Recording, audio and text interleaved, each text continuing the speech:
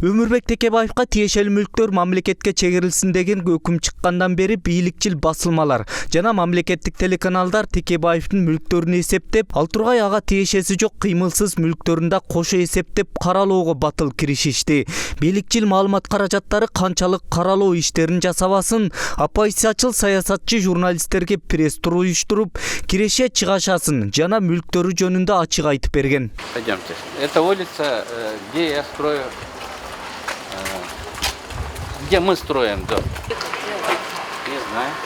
Мамлекеттик телеканалдардан Текебаев мүлктөрүн коррупциялык жол менен алган деген материалдар таратылып жатат. Ал тургай Өмүрбек Текебаевдин 21 жылдан бери жашаган батири жөнүндө сөз кылып жатышат. Мындай квартира чоң саясатчыда эмес, жөнөкөй пенсионерде бар. Кадимки 3 бөлмөлүү батирдин балконун Өмүрбек Текебаев иш бөлмө кылып жасап алган экен. Кыргызстандын баш мыйзамы жана көптөгөн маанилүү мыйзамдар дал ушул бөлмөдө жазылган.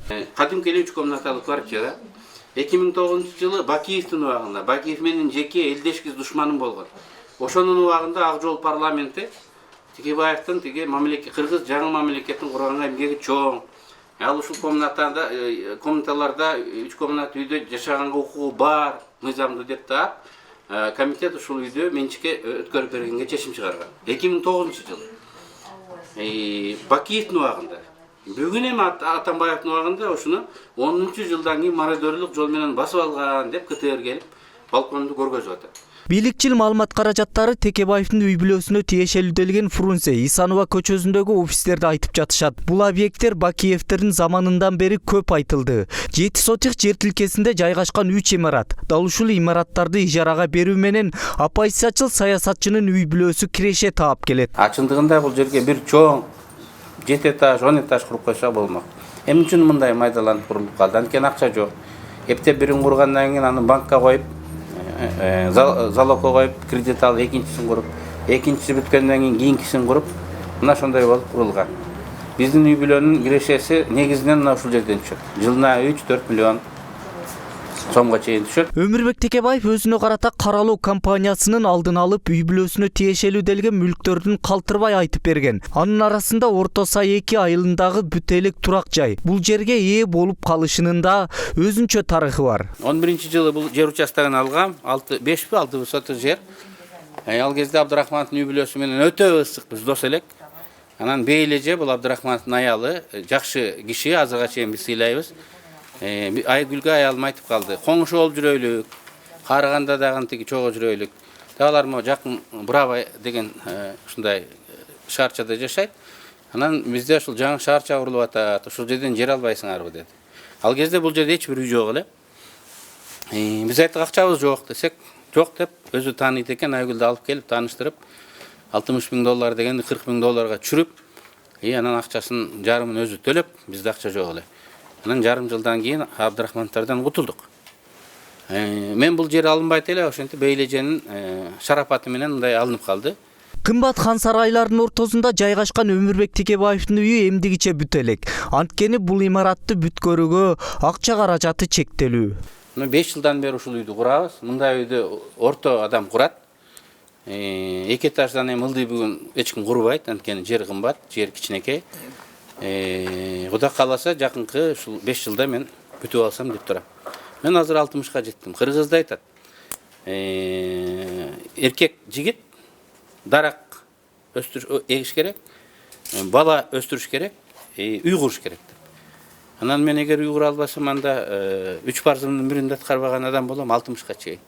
Анан ошондон акта айтса болот, сенин колуңан эмне келет сөздөн башка, өзүңө үй кура албасаң. Өмүрбек Текебаевдин байлыгы катары каралоо компаниясы Борбордо жайгашкан Атамекен партиясынын башкы штабын айтып жатышат. Кыргызстандагы башка партиялар кожоюнунун бир бизнес бөлүгү болуп, штабтары байлардын ээлигинде турган бизнес борборлордо же банктарда жайгашкан болсо, Атамекен партиясынын мүчөлөрү алгачкылардан болуп акча чогултуп, жер тилкесин сатып алышкан, инвестор таап имарат салдырышкан. Мы приобрели в 2013 году.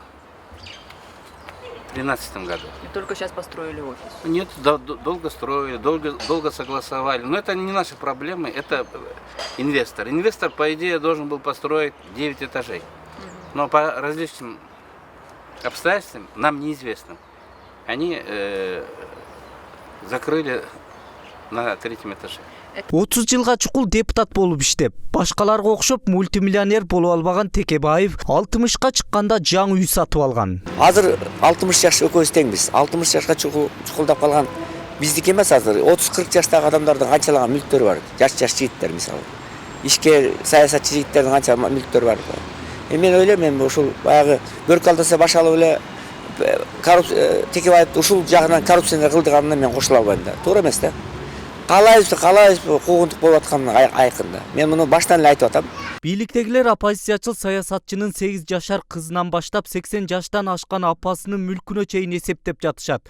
Өмүрбек Текебаев өмүр бою оппозицияда жүргөндүктөн аны өлкө казынасына кол салып, же болбосо бирөөнүн мүлктөрүн басып алды деп туумат кылуу негизсиз. Мен 5-чи президентти көрдүм. 29-чу өкмөттү көрүп турам, ушул залда иштеп атам. Үчөө менен элдешкес душман оппозицияда жүрүп, мыг алсам дагы, квитанциясын алып